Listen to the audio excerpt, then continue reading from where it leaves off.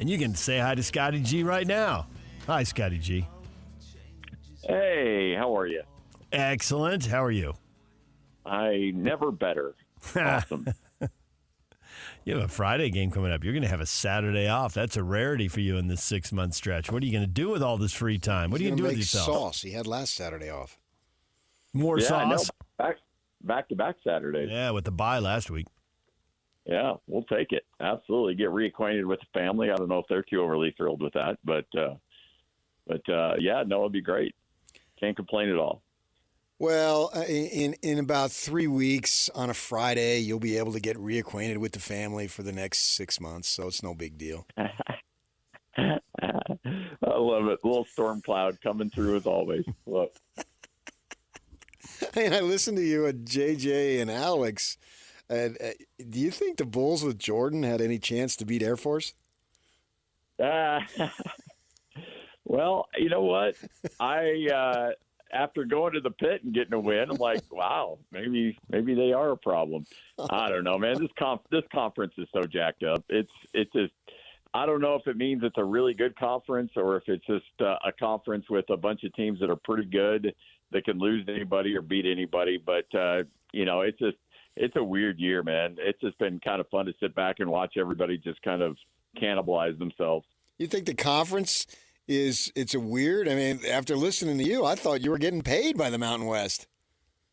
Well, I get paid by the game, so if I can string together as many games as possible, that's my number one concern. So, but no, I mean, I think it's I think it's a really good conference with really good players, and for the most part, teams that just don't lose at home. Now, I know I just talked about the Air Force going to the pit and getting a win, but it's really hard to win on the road in this conference, and more often than not, you got some really good players. New Mexico's got some really good players. UNLV, you go down the list. There's some individual players that are really good in this conference. Now, look, I'll just take what you're going to say, PK, and just get it out of the way right now.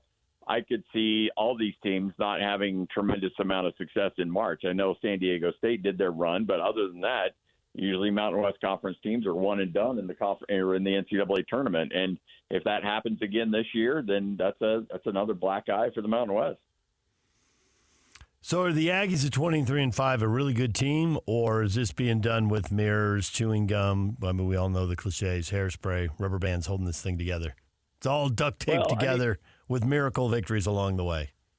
Well, yeah, I mean, look, they should have lost to UNLV. They had that miraculous 5-point play that got them a win in UNLV. They got the tip out on the missed free throw against Boise State that they were able to get a layup in as time expired to send that game into overtime. And then, of course, you got Darius Brown who banks in a three on the road against Fresno, a game that they should have lost. I mean, even Danny Sprinkle said in the postgame, he's like, yeah, you know what?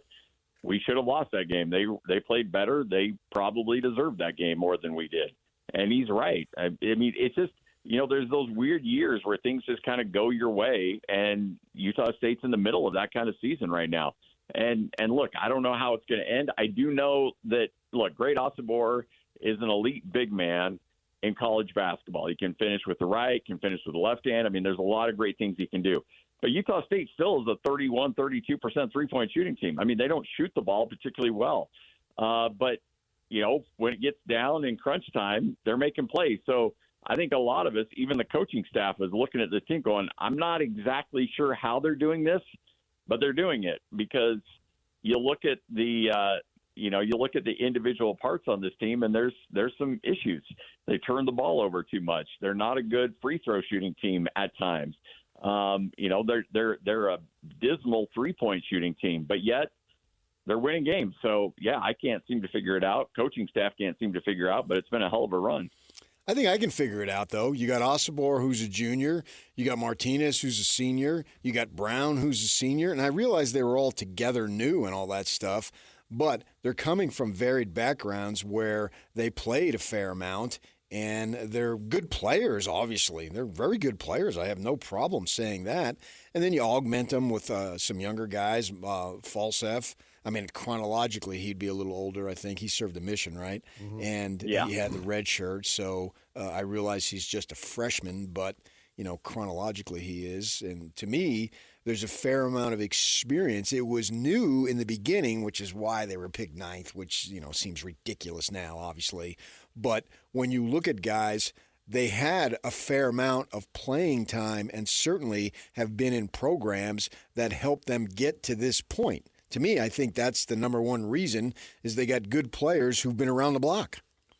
Yeah, and I mean, you're right. You look at the D1 experience, and they're right up there, I think, top 35 in the country in players. And you got a point guard in Darius Brown who's 4 years older than Keontae George.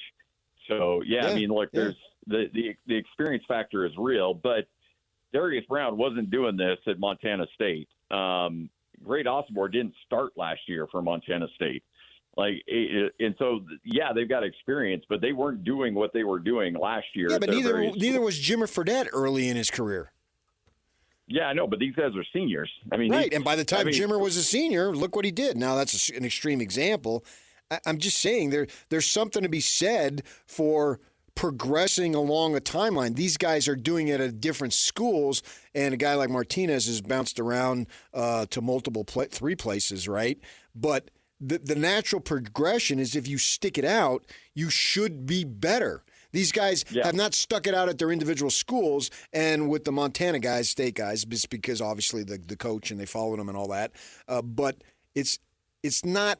It's a surprise that they're this good. Don't get me wrong. I'm not saying that it's not that. But I've seen so many guys over the years. BYU and Dave Rose would do that very well. By the time guys got to their third and fourth years, they were really good. Keeney Young, who didn't do jack early, ends up being Mountain West Player of the Year by the time he's a senior, to take it as a high example. So I can see where these guys have gotten better over the course of their year to year to year to year type thing. So in the course of this conversation, you just went from Utah State being a first-round bounce to now being a Final Four team. So that's no, I would say Final Two. Okay, all right. At this level in the Mountain West, I better than we anticipated by far. Osibor, way better than we anticipated. But you look at that body, you look at that size, and you look at that experience, okay, it's not out of the realm. No, it's not out of the realm. I don't think that anybody could have. Now, obviously, nobody in their right mind could have projected this, but I don't know if anybody even projected this team would be playing on Thursday in the Mountain West Conference tournament and not having to play a first-round game. In October? I totally see it. Yeah, I see where you're coming from. Yeah. Everything was brand new. No one had any idea how it would come. Now Sprinkle is the runaway coach of the year and maybe national coach of the year. And he's going to do well in the Big 12 next year. I'd say more Big 10. Where's Washington going to be next year? Yeah, Big 10. Yeah. Before we worry about next year, with 5 teams separated by 1 game, can you handicap the conference tournament that is almost upon us? No, not at all. And because you have teams that all right, so let's just go down the list. You got Utah State, certainly can win the tournament. You got Boise State, who could certainly win the tournament. You got San Diego State, obviously can win the tournament. And then you go down to Colorado State, who can easily win this tournament. Nevada can win this tournament. UNLV, with the stupid Rebels chant that you'll hear over and over, they can win the tournament. Yeah. I mean, this is from top to bottom. And look, PK, you covered that conference, back in the day. I don't know if there's been a year. I know certainly in my 7 years of calling games in this conference, I've never seen it where you've got legitimately 7 teams that can win the conference tournament. Now, look, Colorado State a week and a half ago was a top 25 team. They were nationally ranked. There's a good chance they're playing on Wednesday to start the tournament. Yeah. They don't get a first-round bye. I mean, that's absurd that they're in that situation, but that's just where this conference is. And frankly, it's been a selling point for Danny Sprinkle and this team being like, hey, look, you're number 1 right now. If the season ended, you'd be regular season champs. You'd be the 1 seed. But guess what? If you stumble which they should have done against Fresno. If they stumble at San Jose or if they lose to Air Force, then guess what? It can all come crashing down immediately because everybody's just bunched up there near the top. It's been a rallying cry for these guys, and it didn't keep them focused the other night against Fresno, but you certainly hope it will be the case against Air Force and San Jose. Yeah, I think at worst they only lose one more game, but I think they'll win out. But the great thing about it for them, they don't have to go to Vegas and do anything. They'll be fine. They'll get a decent seed in the NCAA tournament. They've already proven. And as far as your conference goes, yeah, I'm not sure there's a superpower at the top like we had with Utah, but in the Mountain West and going back to the WAC, or maybe San Jose State or BYU. But the depth of the conference is outstanding. And it doesn't need to politic. You know, we were talking about this the other day. The BYU media for the last 13 years, the West Coast Conference really isn't that bad. It doesn't suck as bad as you think, right? Well, now no one's saying that at BYU. They don't read that storyline is out the door. To me, nobody needs to sell the Mountain West on how good it is this year. It speaks for itself. Yeah, and it's been fun to watch. Now, again, back to our previous point, they've got to back that up with wins in the NCAA tournament. Well, whether it's Utah State or San Diego State certainly did their part last year, but they get 5 teams in the tournament last year, and everybody's one and done. They get 4 teams in the year before, everybody's one and done. Right. Outside of what San Jose State did, or San Diego State did, which was awesome. But again, they've got to make a bigger mark. There's just no doubt. They've got to be better in that regard. And I think they have at least 2 or 3 teams that'll be in the round of 32. I would certainly hope that's the case. And again, I get paid by the game, so that'd be nice if So you're in favor of a deep NIT run, which isn't going to happen. The team's overachieved. No, they're not going in. I know. The team's overachieved. Those 3 games Scotty listed for us earlier, the difference between 11-4 and 8-7. They could be right there with CSU. There you go. But since you say that, Scotty, and because Aggie fans, I mean, you know the history as well as anyone, one tourney win in 50 years. What does this team have that maybe other teams didn't have that could lead to an NCAA tournament win? Or is it this is a lot of fun and you get to the NCAA tournament and then it's one and done again, which makes Aggie fans shudder? Well, I do think what this team has that you don't – like last year's team, and I told you, I came on the air before they played Missouri, and I said, look, if they're not shooting threes, they're done. And I think they started out that game like 1 of 12 from 3, and Missouri beats them up and wins by double digits. Because, I mean, that what we're seeing at BYU, I love schematically what they're doing. But, again, if they're not shooting their threes, they could be them – they can get themselves in trouble really quickly, as we saw like against Kansas State. And that's how Utah State was built last year, more so than BYU. I think BYU's got more options to kind of adjust throughout a game if they're not hitting their threes. Utah State was just strictly live or die by the 3. When you've got an elite big man who has a back-to-the-basket game like Great Osobor, and you don't necessarily have to be hitting outside shots, I think that you've got a chance, especially when you get up against an NCAA tournament team that doesn't necessarily know you or has scouted you well and, may not know how to bring a double team against him. Because right now, Osobor is the kind of guy, if you get him one-on-one in the post and he has good position, he will finish, and you're going to look silly because you've got so many moves down low that he's just difficult to beat. So that's an element. If you took Great Osobor and put him on last year's Utah State team, you'd have yourself an elite team. If you took any of Utah State three-point shooters and put them on this year's team, if, Stephen Ashworth sticks around, Utah State's a really dangerous team at this point. But I do like the fact that they've got an opportunity with a guy in particular, and then other guys that can help out, that can get you high percentage shots from 2, and that should be able to keep you in a lot of games against some high-level teams. Yeah, there's no worry there. They've got 3 really good guards. Brown is a clutch player, and then you got Falseff, who's shooting 56%, and you got Martinez, who's shooting 48%. Now, the latter 2, Brown and Falseff, and Impulsive, not the great three-point shooter, but he can run an offense fairly well. He's got a nice physical presence to him. Martinez can score. He could score when he was at Utah 10 years ago.